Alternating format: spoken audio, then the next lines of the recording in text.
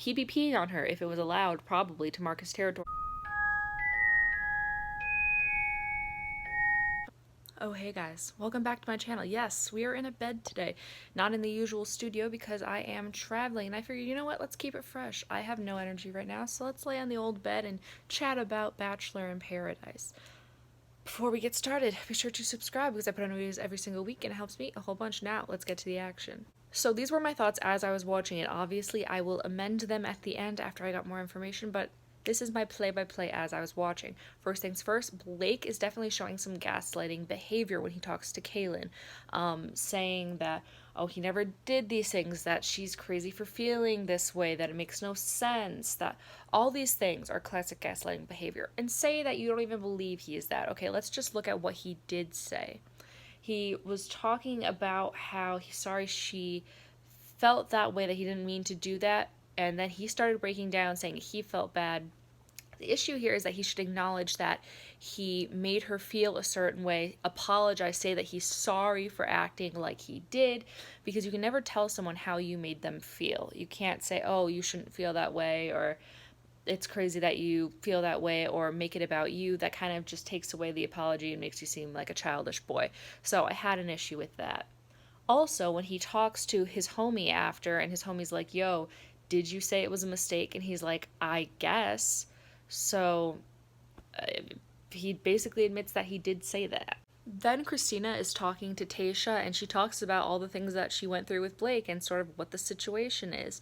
And Tayshia says, okay, I'm done with Blake. I don't want to play those games. I appreciate that Christina was keeping things 100, and I like that Tayshia just doesn't want games and she's here for, a serious relationship. So I approved of both conversations. Is anyone else uncomfortable watching the whole Dylan and Hannah thing? Because he's so about her and he's only there for her and he's really committed to her and like only their relationship, but Hannah wants to explore, and it's just uncomfortable because you can tell that he's so doe-eyed for her and that she's just trying to, eat all the ice cream flavors at the ice cream shop. Maybe not all the flavors, but she wants to test, the spumoni and the cherry, you know what I mean? Then Clay comes in and he's talking to Bibiana because Bibiana likes him, and he's saying that she's cool and he's attracted to her because she's attractive, and then he says she's attractive like 4 more times, and that's all the conversation consists of. On the subject of our dude Clay, with the whole him and Annalise thing, we find out that he dated her friend for 8 months and never said I love you, which isn't that weird? Like, I don't know, I'm not making any judgments, but I feel like 8 months is a long time to not say I love you. And the fact that apparently they were going to buy a house together right before they broke up, and talking about their future kids' names and all that. And, like, granted, you do that in a lot of relationships, but I just thought this was kind of sketchy. And how could he have just been talking to her and then go on Paradise? Like, these things don't add up.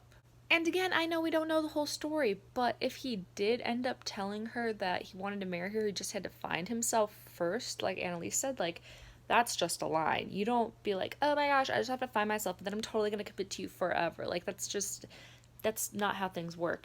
And I don't understand why he would get mad at her for defending her friend. Like, saying that she's got the wrong information, that she's mistaken. If she saw the text, like, I don't know, I'm on Annalise's team here, because if your friend still thinks that you're gonna be back with this guy and he's like going on Paradise and all that, I don't know, that's shady. And then Demi, everyone was like so excited because Demi called out Annalise for getting involved in their relationship when she should be focusing on her, and I disagree. I'm gonna defend my friend no matter where I am, and I don't understand why Demi had a problem with that. Fight me.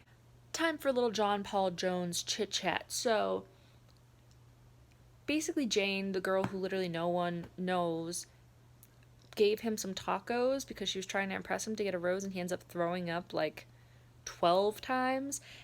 And I just thought it was precious because the whole time he's just apologizing and saying sorry to her, like, oh, I'm so sorry, I'm sorry. And just validating her, like, no, I love the tacos, they were great, thank you so much. Like, he's a sweet boy. And then Jane is crying because she made him throw up, even though she's not the one currently having their esophagus burned by taco spice. I just felt like it was a little extra. I thought Hannah was being a pretty stand-up lady when she talks to Wills and says, look, yo, dude, don't waste your rose because I'm not really feeling this. I like Dylan more, so, like, do you hunt for those little other boo things because it's not going to work. I thought that was pretty chill. But then we see her go back with Dylan, and he's just so happy and like cuddling her, and it's a lot, and he just likes her so much more than she likes him, and it's just so uncomfortable. Of course, we gotta get back to Blake now because he's now decided that he's gonna go on a hunt for Hannah and says that he's there for her. And it's just so entertaining because he goes up to the bar to approach them, and Dylan's literally hugging around Hannah, has his arms around her.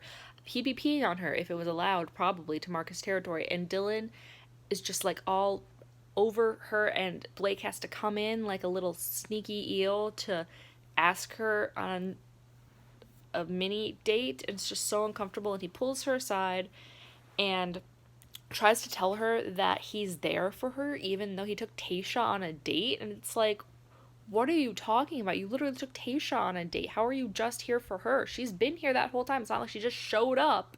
And to make it even worse, Hannah tells Dylan that she kissed Blake, and Dylan's really upset because she just said that she was there for him and that she wasn't going to be, testing the ice cream flavors. So I get both sides because Hannah's saying that she wants to try everything, but then don't tell Dylan that you're here for him. I don't know, it's a lot of emotional drama to go through. And Dylan was really visibly upset because you can tell that he just wants to focus on each other. It's just oof. And when Hannah is talking to Demi's like, Blake is a loser. Like, she just calls him out, and that's just so nice. Like, I don't understand why she would want to give up Dylan for Blake, or like to even try things with Blake. But my theory with all of that is like, if someone doesn't want to be with you, then that means by definition they're not the one for you. The one for you has to want you, like by definition of what that is. So Dylan deserves better, probably. Okay, so those are my thoughts on the episode itself. Then I was on the Twitter, obviously, and I saw these like messages saying that some texts were released about, Hannah. Yeah, it involved a little bit of Hannah, but it was between Kaylin and Blake. And in them, Blake says on his Instagram story, he shows all of them. He released them. And Kaylin basically is just saying she wants sex, nothing else, no commitment. And so on that case, he was right that she did say that. Problem is, he also admitted that he did say it was a mistake, which would be hurtful. And they had been talking before that, so it makes sense that the sex would culminate into something else. But she did say she just wanted sex. But it also sounds like they had a phone call after where she was crying and upset, and he didn't really acknowledge it. So I think this whole situation is kind of messy. I think there's a lot of angles to it and a lot of details. I don't think technically either of them are wrong. I don't think technically either of them are right. I mean, on my own thoughts, like, Blake was bad because he like slept with one girl and then another, and maybe wasn't 100% honest about that whole situation. It sounds like not both parties knew at the same time. So I don't know. I think that's why it gets a little bit messy. But those are just my thoughts.